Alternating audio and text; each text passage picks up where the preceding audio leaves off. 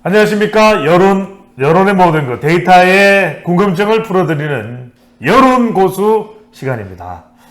많은 곳에서 여러분들 구독도 해주시고 또 격려도 해주셔서 큰 힘이 되고 있습니다.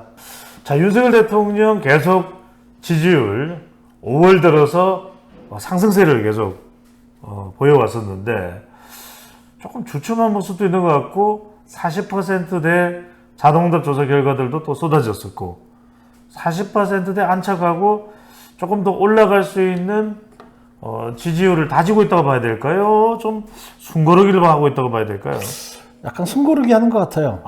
숨고르기 하는 것 같은데 이게 그 주 초반에 나왔던 ARS 조사들에서는 다 40%가 넘었죠. 그렇죠. 네. 이렇게 뭐 저기 어딥니까 RN서치는 뭐 올 들어 최고치라고 그러고 뭐 40 몇 프로니까 44.7%. 그리고 여론조사 공정도 42.7%인가요? 42.5%. 네. 그리고 리얼미터도 40%. 뭐 5주 연속 상승했다 그러죠.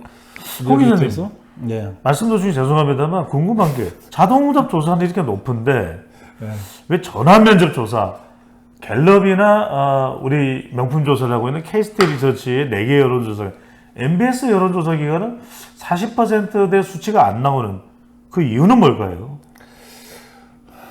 말씀도 중에 죄송하면 말씀도 중에 얘기하지 마. 네. 죄송합니다. 아니. 궁금해가지고요. 뭡니까. ARS 조사는 무응답이 거의 없잖아요. 무응답이 지금 그러니까 윤 대통령이 국정수행을 잘한다, 못한다. 그러면 40% 못한다, 5, 6%, 그러면은 무응답이 많아야 한 4, 5%, 3, 4% 이렇잖아요. 근데 갤럽이나 이제 MBS, K스테이트 MBS 조사는 전화 면접이기 때문에 면접이 직접 하는 겁니다. 물어보는 겁니다. 전화 면접원이 직접 물어보는 거기 때문에 이제 무응답이 이보다는 많아요. 그러니까 ARS는 무응답을 할 사람은 아예 처음부터 이제 조사에 참여를 안 해. 무응답인 사람은.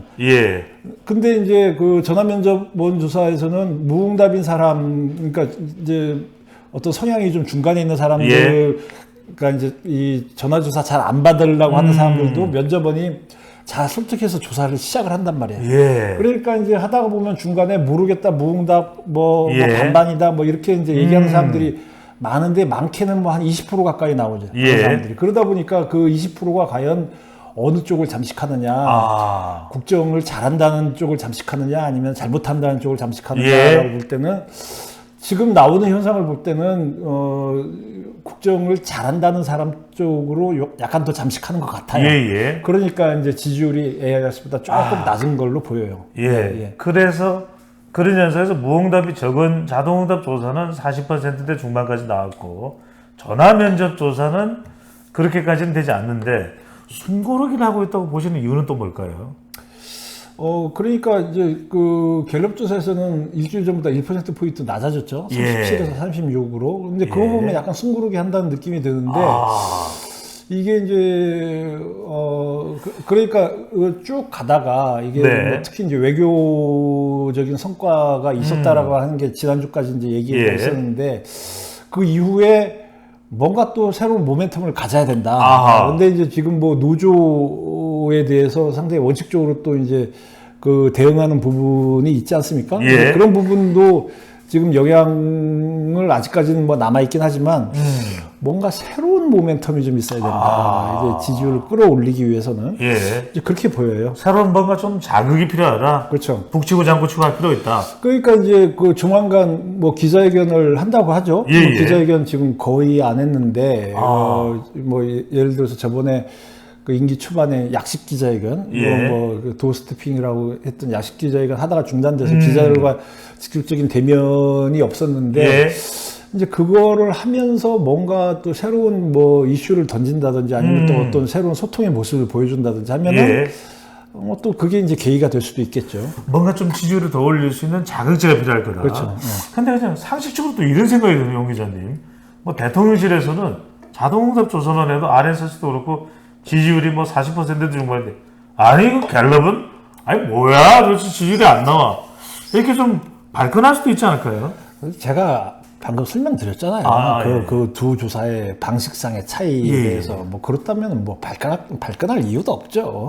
이해가 되네요. 예, 어떻게 보면은 사실은 이제 K스탯을 비롯한 MBS나 예. 개력조사처럼 전화면접원 조사가 사실 정통적인 방식이잖아요. 예. 정통적인 방식이고, 그리고 분명히 우리나라 성인 유권자들 사이에서는 중도 성향의 분들도 분명히 있어요. 그렇죠. 네네. 분명히 일정 부분 존재를 해요. 그리고 네. 선거를 해도 투표를 100% 다 하는 것도 아니잖아요. 그렇죠. 뭐 대통령 선거 투표율 아무리 높다 그래도 80% 넘기가 뭐 그렇게 쉬운 건 아니고, 예. 총선 같은 경우에 내년 총선에 뭐 잘하면 60% 넘을까? 뭐 그렇습니다. 이런 거기 때문에 사실은 현실을 반영하는 거는 전화변제분 조사일 수도 있는 거죠. 그냥 뭐 발끈할 이유는 없어요. 현실을 반영하는 것이죠. 예. 네.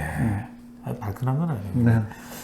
홍 의원님, 그리고 말씀하신 대로 순고를 좀 하고 있다. 그래도 대통령 지지율이 좀 더 올라가기 위해서는 기자간담회 이런 형식도 있는데, 좀 어떤 내용이 나오면 이럴 때 순고를 할 때, 그래도 물 들어왔을 때 노를 젓는 것이 또 좋기 때문에 어떤 것이 지지율을 올리는데 더 약이 될까요?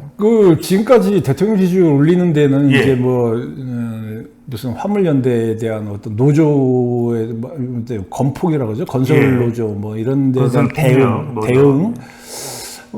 그리고 또 이제 한미 정상, 한일 정상 예. 등 외교 문제. 예. 상당히 좀 하드한 이슈였단 말이죠. 하드한 이슈였는데 약간 소프트하게 접근하는 것도 필요하다. 그래서 이제 기자회견도 이제 그런 의미가 있는 거고. 네네. 그런 의미에서 최근에 했던 TV 동물농장.